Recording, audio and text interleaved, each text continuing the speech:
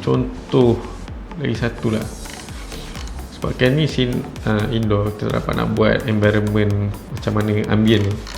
Kita try buat outdoor lah. Okay, so kembali ke analisis. Kita masukkan gambar second yang saya nak buat ni is gambar outdoor.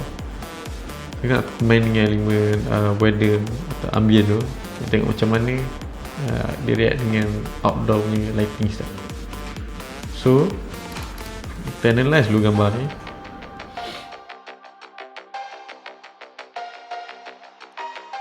So sequence yang sama. Okay, kita dah dapat maybe apa yang kita nak, kita copy je, bawa pergi sebelah. Okay, so biasa dia kata ni primary character on the right is easier with female very length. Okay, perempuan ni kita nak tukar dengan perempuan lain. Okay, ni avatar ni. Okay, engine yang sama, nada-nada tu. Primary character on the right. Okay, good. So character description bar, outfit, saya biar je outfit yang AI ni nak bagi. So biar pakai outfit yang sama. Cuma yang kita nak tengok is environment yang dah bagi. So daripada analisis ni, dia mood dia macam sunny, midday kan. So daripada gambar asal tu, kita try dulu buat natural sunlight, midday punya sun. Okay, so kita try generate dulu. Okay, so gambar ni adalah gambar di generate. So ni adalah ambient yang sama kita pakai, sunny clear day semua tu. Kita nak tukar dia daripada sunny clear day ni kepada golden hour. Nak bagi dia betul kuning oren, so kita naikkan intensity dia tinggi lagi. So dia akan efekkan lighting ni untuk jadi lagi kuat lah. Great style, nak kena dengan golden hour gambar. Kita ambil Cine Still 800T. Okay, so ini adalah hasil daripada gambar yang di-generate apabila kita tukar ambient mode dia. So every feature slide down dekat Morphix ni is functional and akan jadi tepat kalau kita pilih kena dengan betul dengan apa yang di-describe dekat kita punya ni lah, kita punya scene description ni. So kalau katakan kalau saya letak blue hour tapi dekat description tu cakap sun, so dia akan belaga dan efekkan gambar tu jadi cacat lah.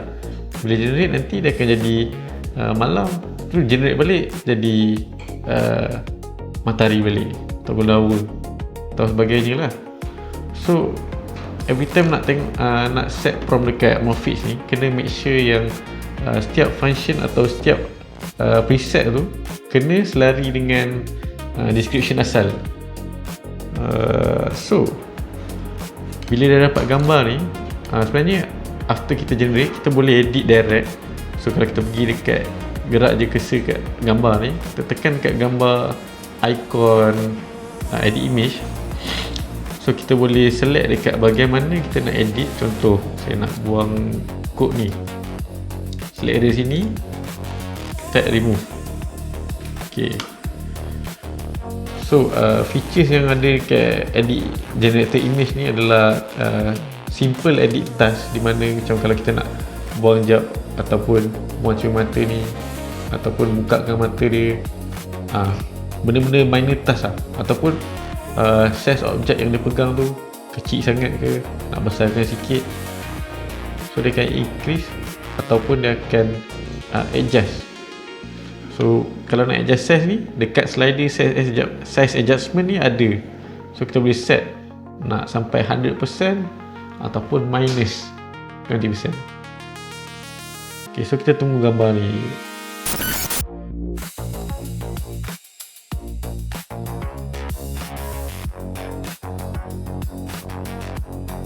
Andai katalah kita nak generate baru, kita tekan new image, semua session hilang, semua prompt hilang. Okay, prompt tak apalah, gambar yang nak generate tu tak sempat download. Okay, jangan risau. Sebenarnya kalau pergi dekat dynamic atas ni, dynamic bar ni, tengok kat belah nama. Okay, nama saya contoh Saiful, tekan, nampak ada option gallery. So tekan option gallery tu, kat situ ada gambar yang dah generate tadi, nampak. So sebenarnya gambar anda tak hilang, ada je dalam galeri anda, cuma pilihan anda untuk download atau delete. Okay.